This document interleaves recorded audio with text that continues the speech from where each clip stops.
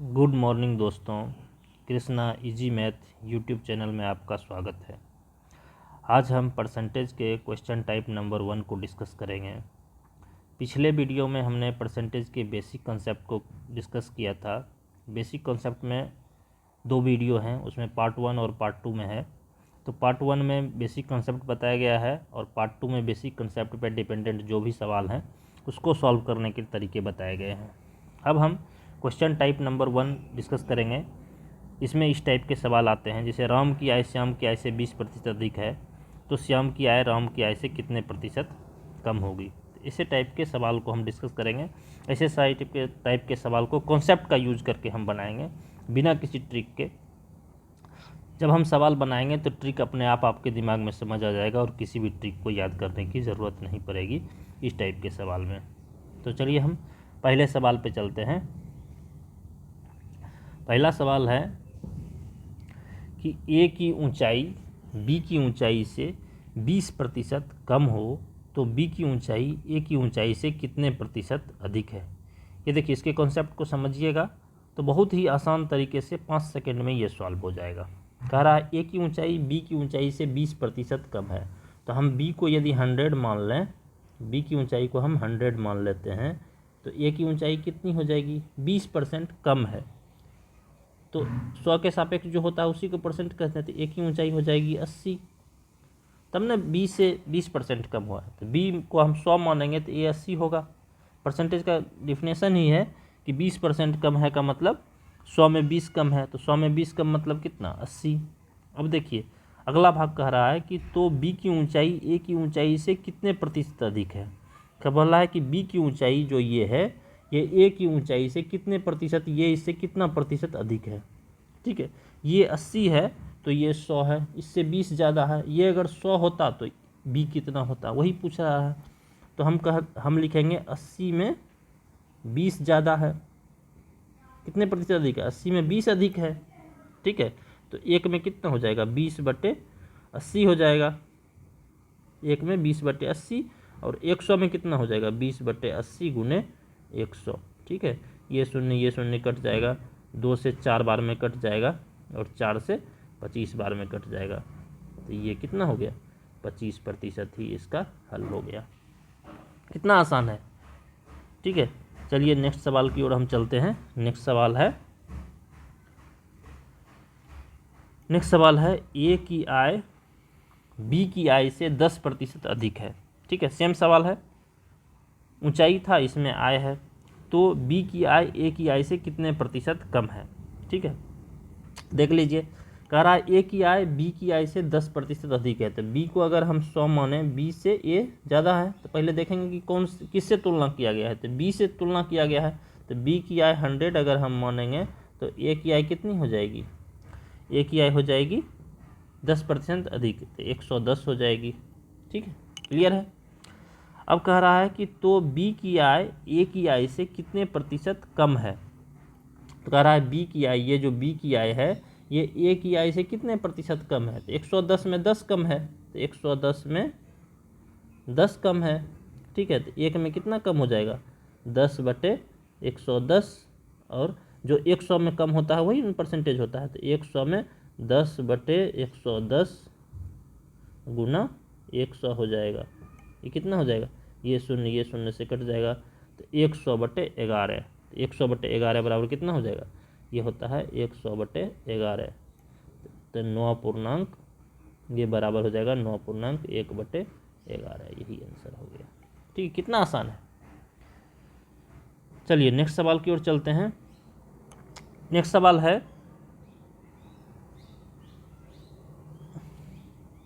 कह रहा है यदि नीता का वेतन पायल के वेतन से 25% अधिक है तो पायल का वेतन नीता के वेतन से कितने प्रतिशत कम है।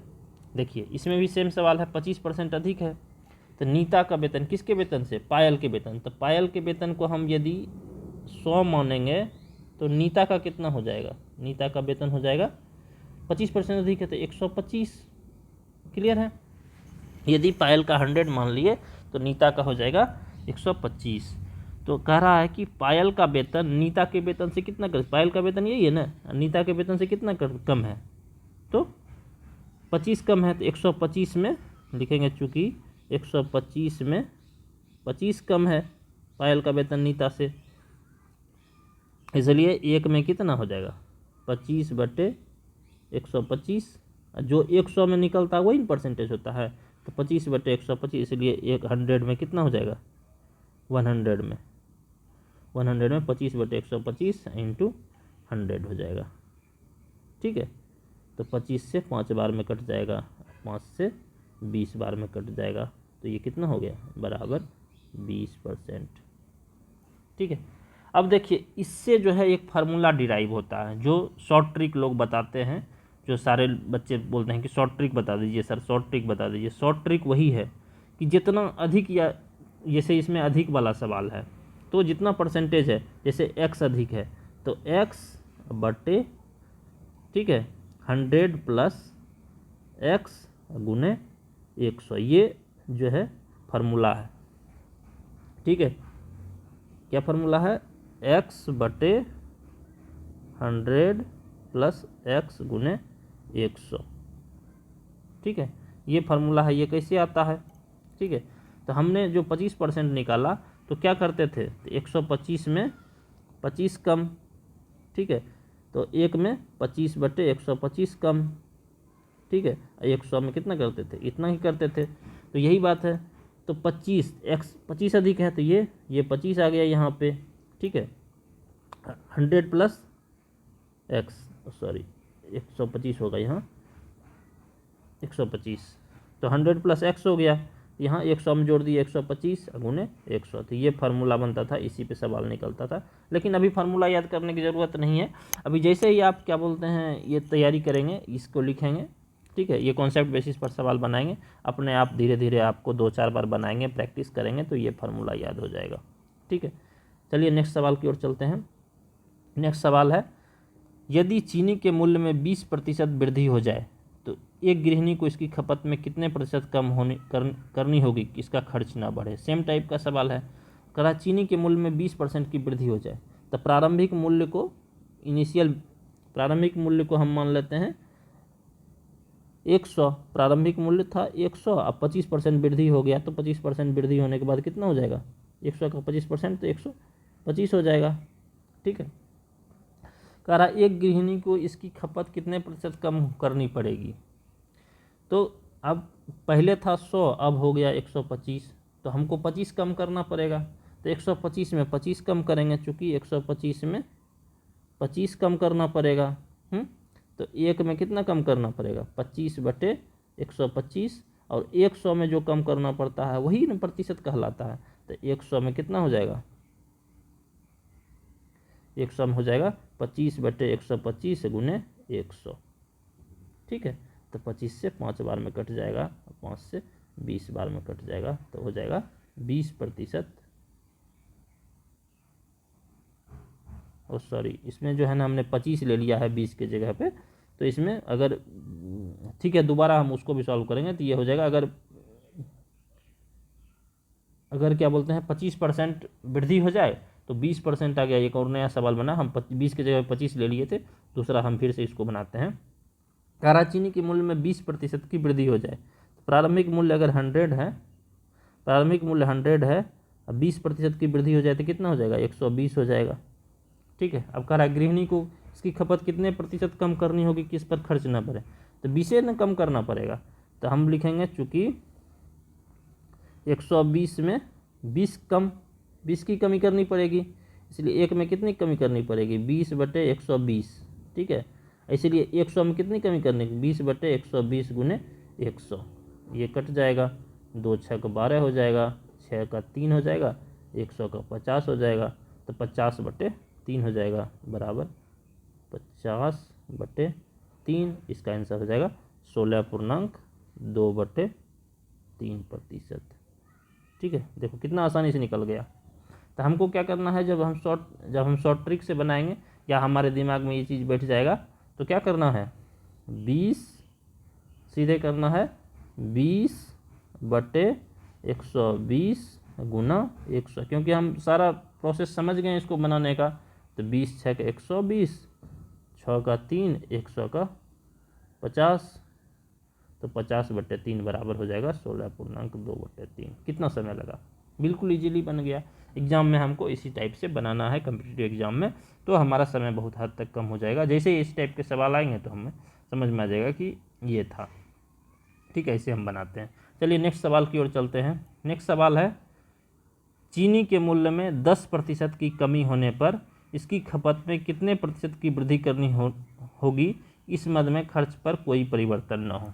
कह रहा चीनी के मूल्य में 10% कमी, पहले वृद्धि हो रहा था, अब कमी वाला सवाल आ गया।